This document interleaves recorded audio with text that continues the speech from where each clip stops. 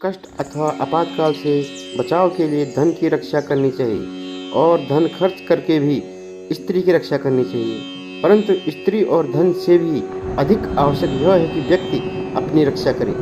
बुद्धिमान व्यक्ति को चाहिए कि वह आपत्ति अथवा बुरे दिनों के लिए थोड़ा थोड़ा धन बचाकर उसकी रक्षा करे, अर्थात धन का संग्रह करे। परंतु समय पड़ने पर संचित धन से भी अधिक अपनी पत्नी की रक्षा करना अति आवश्यक है, क्योंकि पत्नी जीवन संगिनी है। बहुत से ऐसे कार्य हैं जहां धन काम नहीं आ सकता। वृद्धावस्था में पत्नी की अहम भूमिका होती है, परंतु चाणक्य का विचार है कि धन और स्त्री से भी अधिक व्यक्ति को अपनी रक्षा करनी चाहिए, अर्थात व्यक्ति का महत्व इन दोनों से अधिक है।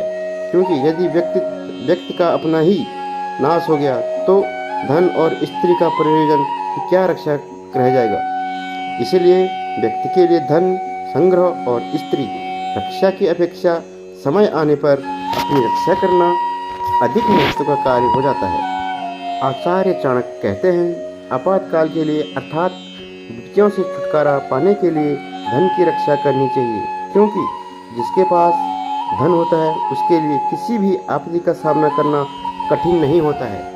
चाणक्य का कहना है, मनुष्य को चाहिए कि वह आपत्तिकाल के लिए धन का संग्रह करे, परंतु धनी व्यक्ति ऐसा मानते हैं कि उनके लिए आपत्तियों का कोई महत्व नहीं है, क्योंकि वे अपने धन से सभी आपत्तियों से बच सकते हैं। परंतु वे नहीं जानते हैं कि लक्ष्मी जी चंचल होती है, किसी भी समय वह मनुष्य को छोड़कर जा सकती है। ऐसी स्थिति में यह इकट्ठा किया हुआ धन भी किसी समय नष्ट हो सकता है।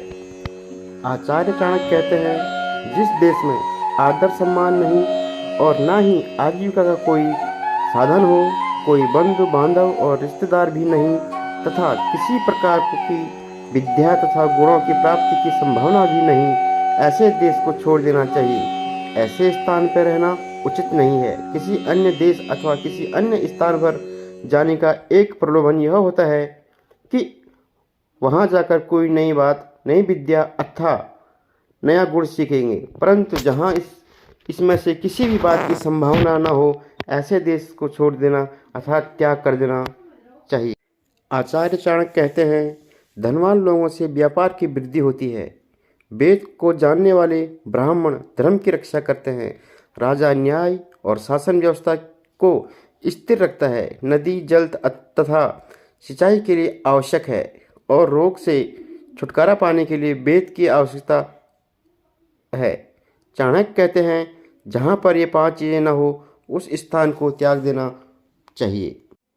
जहाँ लोक यात्रा अर्थात जीवन को चलाने के लिए आजीविका का कोई साधन न हो, अर्थात व्यापार आदि विकसित न हो, किसी प्रकार के दंड के मिलने का भय न हो, लोक लाज न हो, व्यक्तित्व अपने कार्य में चतुर और कुशल न हो, उनमें दान देने की प्रवृत्ति न हो, जहाँ ये 5 बातें विद्यमान न हो वहाँ भी व्यक्ति को निवास नहीं करना चाहिए।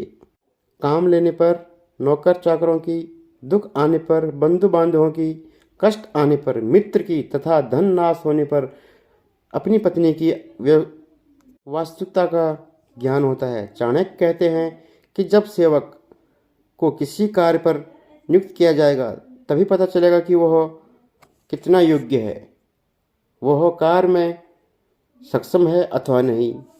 इसी प्रकार जब व्यक्ति किसी मुसीबत में फंस जाता है तो उस समय भाई बंधु और रिश्तेदार की परीक्षा होती है, वे उससे कैसा व्यवहार करते हैं, और मित्र की पहचान भी विपत्ति के समय ही होती है। जब व्यक्ति धनहीन हो जाता है उस समय उसे अपनी स्त्री, अपनी पत्नी की वास्तविकता का पता चलता है कि उसकी पत्नी का उसके प्रति प्रेम धन के कारण था या वास्तविक था।